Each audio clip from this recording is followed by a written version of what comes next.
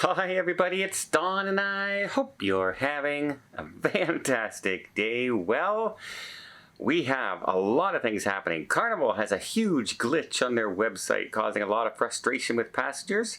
They're also changing a whole pile of itineraries in 2025 from everything from times to ports to destinations to stops to home ports, you name it, they're changing it.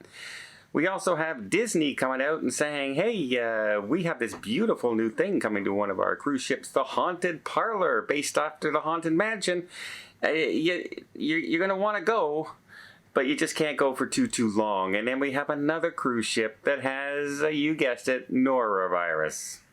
Today's video is brought to you by Private Internet Access. As many of you know, I travel all over the world. Just this year, I've been to Singapore, Malaysia, Iceland, Greenland, Scotland, Ireland, England, France, basically East Coast of Canada, West Coast of the United States. I've been to Alaska. I've been everywhere. And you know what's common about every one of those places? Scammers. People looking to steal your information, and every time you go on a computer in a foreign country or even in your own home, they're out there looking to steal your information and rob you blind. And that's why I always have my VPN running. It helps protect. It hides my IP address from anyone trying to search out who I am and get all my information, where they can rob me, they can get into my bank accounts, they can get into my emails, etc. I never turn on my computer without my VPN running because of hackers and scammers out there, and you shouldn't neither. There's no way in this day and computer age that you should not be running a VPN for your own personal security and information. Now, why did I choose Private Internet Access? Well, for one thing, that no log policy. That means they do not store my information on their websites or anything, and that's been proven in court by a third-party audit. Not only that, my same plan, my one plan, can cover my one device, it can cover 10 devices, it can cover 50 devices. It has unlimited devices under the exact same plan. That's why I chose Private Internet Access. So why not follow my link down below and get up to 83% off plus 4 months free. Thanks again to Private Internet Access for sponsoring this video. So let's start off with Carnival. Carnival is changing a ton of our itineraries in 2025. Seems to be not quite as severe as they were for Norwegian Cruise Lines, changing ships all over the place and canceling outright cruises. These ones are just itinerary changes. Everything from the home port to the times in port to the destinations on 13 different destinations. So you might want to keep an eye out on your cruise if you're sailing into Carnival in 2025. I know I am. So far it hasn't changed, but I'm keeping an eye on it anyway. So keep that in mind. But Carnival, you know, as things happen, they were technically scheduled for a maintenance update on their website. So a lot of people like to go in, they like to scan and look for sales and maybe log in to update your cruise and purchase shore excursions and drink packages, etc.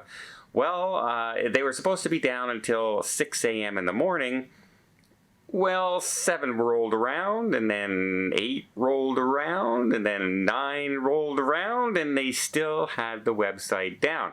And this affected every kind of browser, not just Google. It was, Safari, you name it. It was causing Internet Explorer.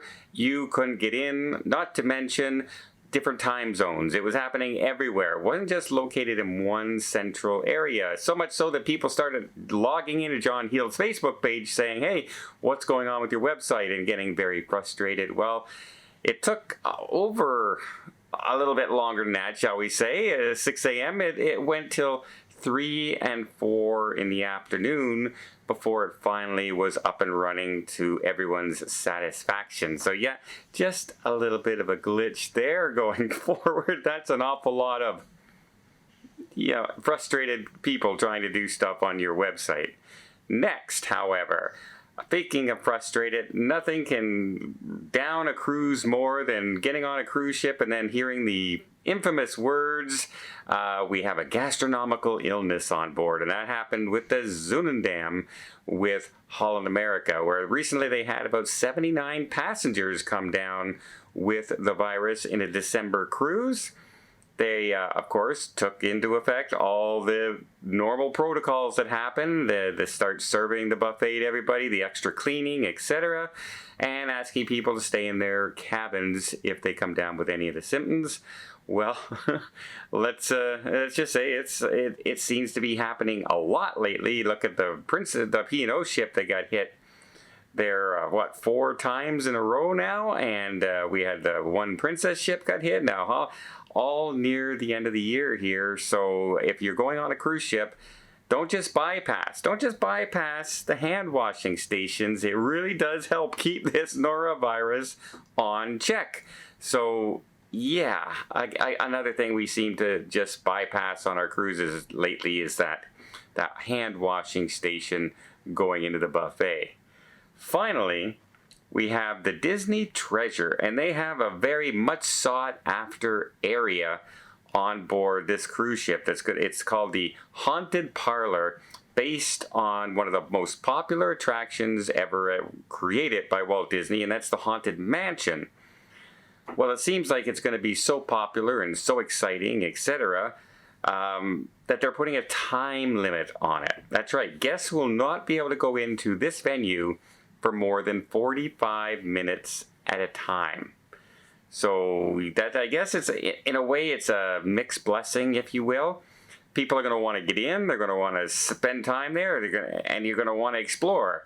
And they're saying, well, if we limit it to 45, a lot more people can get in and see it and explore it and get the feel of it, and then they can come back to the cruise ship and see more of it and see, get more of a feel. They'll have more anticipation to see what they missed last time.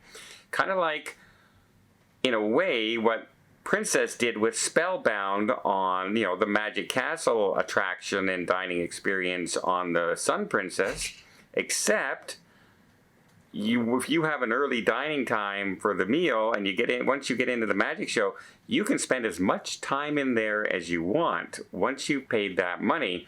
So I'm wondering if this experience is not going to be a paid-for venue, and if it is a paid-for venue, is 45 minutes worth your time depending on how much they're going to charge you for it. So we'll have to wait and see what happens with that in the future.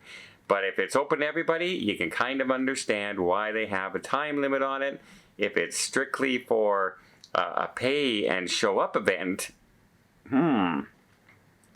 yeah, 45 minutes and then you get out, I don't know if that would be worth the money depending on what they're charging. Let me know in the comments down below. Would you go to the Haunted Parlor? Would that be something you would want to see on a Disney cruise ship? And if you had to pay for it, would you be upset that it was only a 45-minute experience and you're done? Let me know in the comments down below. Until next time, I hope you liked this video. If you did, please give it a thumbs up. Want to see more tips, more tricks, more travel vlogs from around the world?